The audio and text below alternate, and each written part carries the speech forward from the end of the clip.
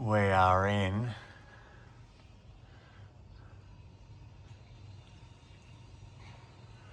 we're in the lovely Marina.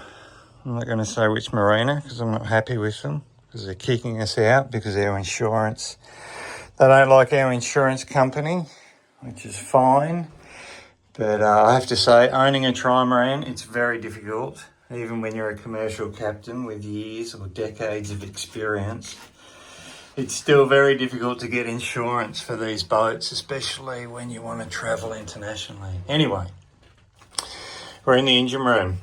What are we doing today? I just thought I'd give you a bit of an update and show you what we do down here to maintain this wonderful boat so she doesn't give us any trouble.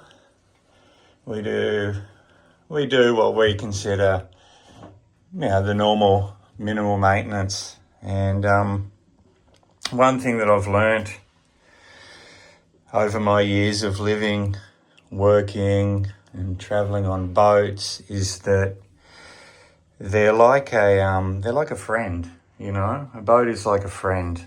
The more time that you invest in the relationship and the more you look after your friend, the better your friendship will be.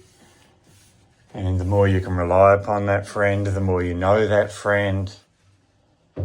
And it's like everything in life. The more time and energy that you put into something, the more it will give you back. And so we put time and energy into maintaining Spirit, getting to know her and making sure that everything's shipshape.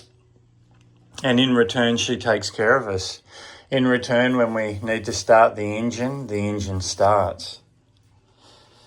When we need to push the throttle down a little bit harder, if we're ever needing to get in anywhere, well, we know we can because everything's looked after. And if she ever has a problem, we know her well. So we know her weak spots and we know the spots to keep an eye on. And that's the same with friendships, You spend time getting to know someone. And when you know them very well, you know their weaknesses. And you know everything about each other. And that's the same as when you own a boat. You really want to make sure that you're your boat's best friend. So today we've been down here. We took the faceplate or the cover off the water pump. It's a raw water, seawater pump there. You can see the seacock's closed. So we inspected the impeller to make sure it was in good condition because it's been about 4 months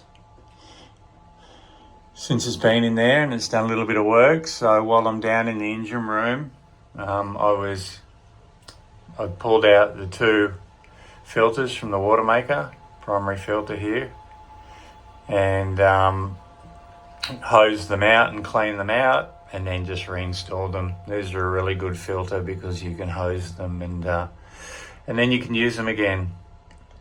So we've just bled that. There's a little bleed valve there.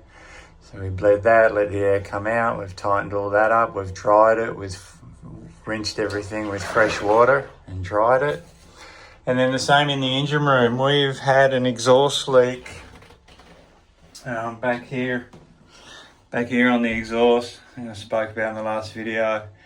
And there was a tiny leak here. Anyway, it just put a little bit, you couldn't really notice it down the engine room, but when you wiped it, you could see that it's a little bit dirty. So anyway, I just came down with a sponge and some cleaner and we've just washed everything with fresh water. We've rinsed it all and wiped it. So now it's back to how it was. Nice and clean. Our water maker filters are done. We've inspected our fuel filter down there. And you can see she's clean as a whistle. We don't have any debris on the top here. And we don't have any debris in the bottom there either. There's a little bit of fresh water on the outside of the bowl. But you can see that's looking really good. So all we've got to do now is dry everything. See our filter there for the water maker's clean as well. So now we're just going to dry everything up. So we've got the sponge there drying everything. And then I'll go around with a towel and remove the last of the moisture. You don't want any moisture down here. If it's really humid, stuff can start to rust and corrode. So while we're down here, we give everything a visual. We'll check the oil. I check the belt. Tension of the belt's good. Everything looks good. So the engine room looks really good. there's no leaks, I'll put a couple of oil absorber rags under the engine room, which I like to do. I put two. I put one under the gearbox. So we'll lay one down here under the gearbox, and then I put one up forward under the front pulley there, under the flywheel, just under the sump. I'll put another one there. Picks up any little bits of oil that drip, and it just keeps the bilge nice and clean. And yeah, and we're good to go. But it's really nice, you know, it's nice. It's nice to have a clean engine room. And yeah, it's hot and it's sweaty and it's pokey, and I'd rather not be down here, but I want to be able to rely on this engine, and I want to make sure that our boat is, yeah, seaworthy and ready to go. So this is what you do. Like, this is just what you do. And you can get away with it, you know, you can not care for your engine and you can get away with it for years, some people forever, but you know, you're increasing your risks of anything going wrong on the water.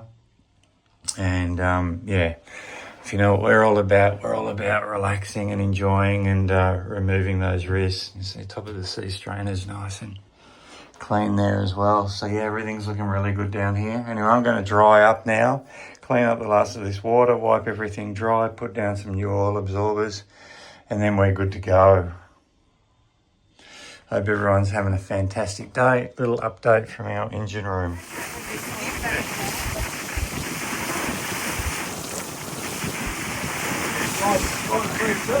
Yeah.